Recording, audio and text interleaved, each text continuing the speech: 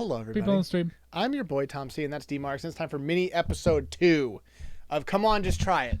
We all agree that the first episode was a huge success. YouTube sent us a letter in the mail. Ironically, they did not message us.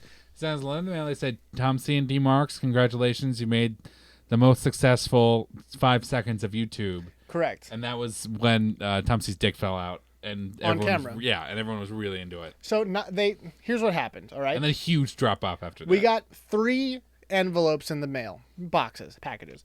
They came within 5 minutes. The first one was the silver play button. The second one was the gold. The third one was the ruby play button that you get for getting to 100,000, 1 million, and then 5 million, subscribers on YouTube. We got all of those from that one episode. It happened. And that now that we have all those 3 of those, we can unlock the secret door on Paul YouTube's island and trying to find his lost buried treasure. Yeah, and that's going to be a different episode. But meanwhile, we will make the sequel to the greatest series of all time.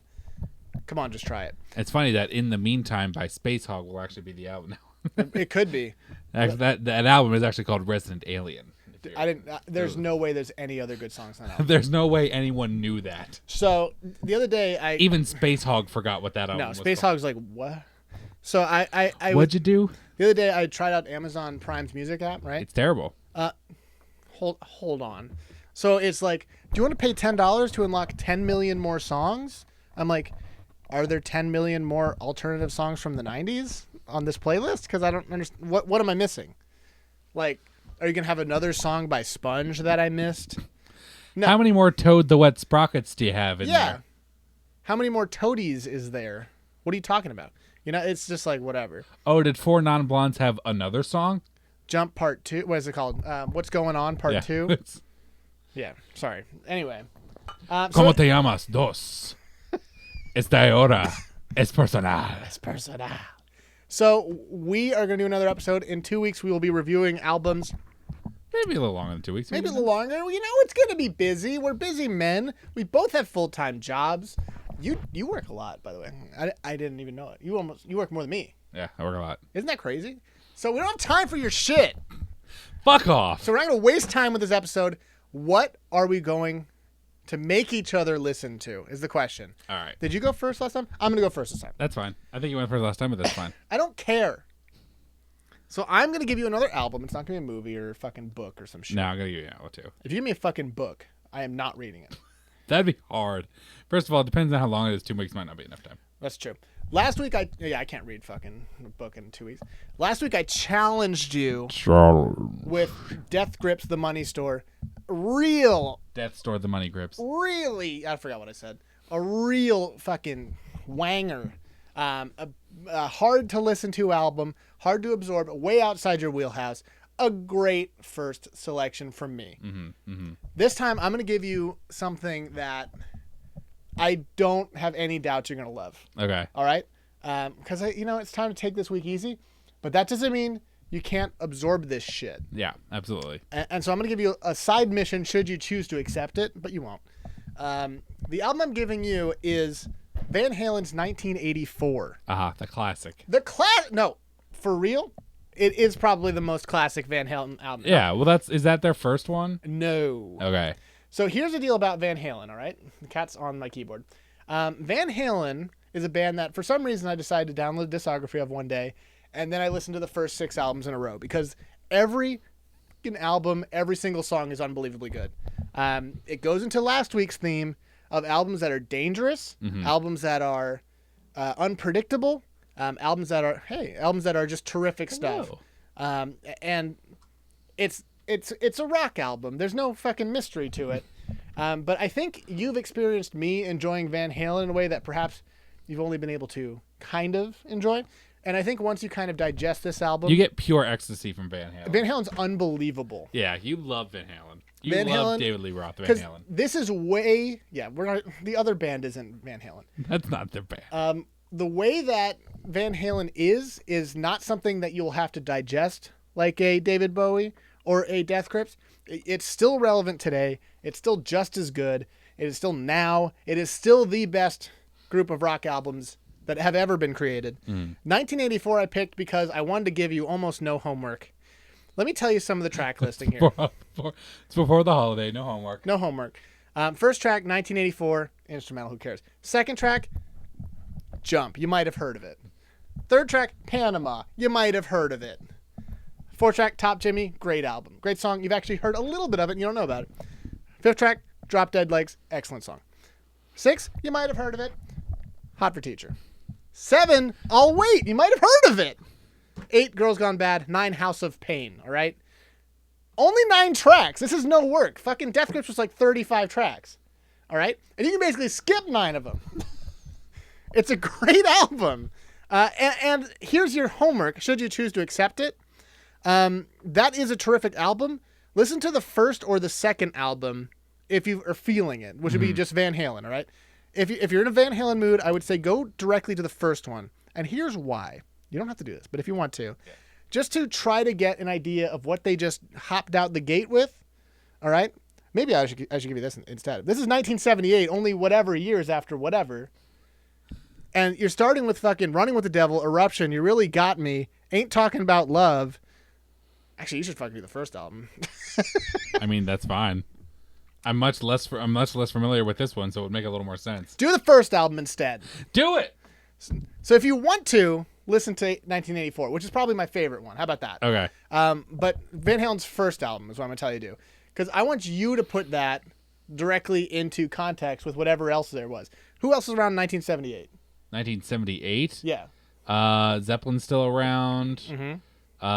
Bowie's still around. Yeah. This is I don't February know. 10th, 1978. I don't know what Bowie's coming out with in 78. You still have like Wings and John Lennon still around, kicking around. Yeah. And at the same time, and disco's a big thing. Yeah, at the same time Eruption comes out. That song was a game changer for all of rock and roll music. It's true. No one's going to argue that point. Hits on this one, Running with the Devil, Eruption, You Really Got Me, Ain't Talking About Love, I'm the One's a great song, Ice Cream Man. You're listening to the first album, all right? I take back everything I said. It's the first album. I didn't realize how many songs are good off of this one. This is an unbelievable album, too. So the secret is every album is great.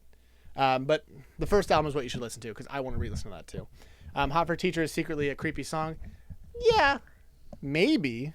Hashtag me too, am I right? I mean, it's not unlikely that David Lee Roth actually was at a school during this time that song was written. All right? But listen to that first album. It's just as dangerous as 1984. I know I went on and on about it, but I think you're going to love that album. Okay, cool. What is your choice to me? I'm not looking forward to this. Yeah, this one's going to be... This one I think this one's going to hurt. I think this one's going to be hard for you, but I think... There's like a core that you need to understand about the album, about why it's so good and why I like it. Mm-hmm. Timeless, no, for sure. But it's dated as fuck. But that album is the Bible on tape. It is Thomas Edison reading "Mary Had a Little Lamb" into his phonograph. It would not surprise me. No. So speaking, funnily enough, of "You Really Got Me," which is actually a cover of the Kinks, you are going to be listening to the Kinks, interesting, Arthur, or the Fall and Decline of the British Empire. Really? Yep, 1969, the 1969 concept album, Arthur, or the Fall and Decline of the British Empire. Now you've always been kind of into the Kinks. Yeah, I like Bowie more than the Kinks. I've been getting into the Kinks a little more. I've been listening to this album and Lola versus Power Man, which is another one I was really thinking about giving you. But I was like, does Tom really want to listen to Dave Davies complain about the music industry, even though these songs are really good? And I don't think you did. So this song is interesting because it goes over... The concept of the album is it goes over the fall and decline of the British Empire as told through and seen through the eyes of this guy named Arthur, who's a carpet salesman. How crazy! So basically, this is right up your alley. And the whole, and it's interesting because like Dave Davies based this off of his his brother-in-law who married his sister, and he was very close to her, and they moved to Australia, and that kind of comes up. But it's very interesting. Like I said, it doesn't hold up well. I will first say that. I bought a hat like Princess Maria is not a good song. Just going in, that song you can almost skip. But it's got some good songs. It's got some. I think there are a couple songs sitting on here. None you of think these are you'd like. songs that I would know. No, I don't think there were really any big singles off of this one. So why is it important? I think it's really good. I think it's very good as a concept album. Number one, it's an exceptional concept album. Number two, it'll really put you in a Brits mood, 100%. I like that. Yeah, it's like the most British album you're ever gonna hear. Okay, I can get into that. And just I think I'm a really big fan of the journey it goes on and how it really does kind of do this job of mirroring this fall of this empire with this like almost kind of death of a salesman Willy Loman figure. Interesting. Yeah. So I think it's very it's again, it's something you've never really heard before. It's very British Invasion, very 1969. Mm-hmm. Is that when this came out? Yeah. Because it's comparisons to this album gets made a lot to the Who's Tommy, which also came out this year. And Don't make me listen to that. No, I'm not gonna make you listen to that. But that's another rock opera kind of. Do you like any Frank Zappa? Yeah, I might have you listen to Frank Zappa later on. I want to get into him too. Dude, I talked about Frank Zappa on the show. I made you listen to this version of Whipping Post, and you loved it. Yeah, which is great. But yeah, so this is your album, Arthur: The Decline and Fall of the British Empire. Okay, that I think. This one I don't know if you'll like. Not a lot of people are going to be able to relate to this one, I don't think, but I can't wait. I love Tommy. Thank you. I know you're not talking about me. Someone was saying that somebody used to play Ice Cream Man from his Bluetooth speaker as he delivered ice cream for the Van Halen. I think this is a great week for music. Very eclectic choices. Guys at home, listen to Van Halen's first album. You will not be disappointed. Listen to... I think you kind of know what you're going to get, but I think that's okay. Listen, you can't... Here's one thing about this album is that you can't say you haven't been thoroughly rocked at the end of it.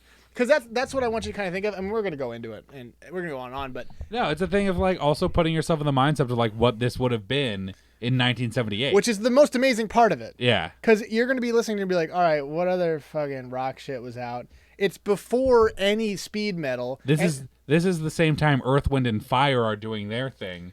Then there's Van Halen fucking shredding some shit out. Can I have a little bit of fan service real quick? Just for the audience.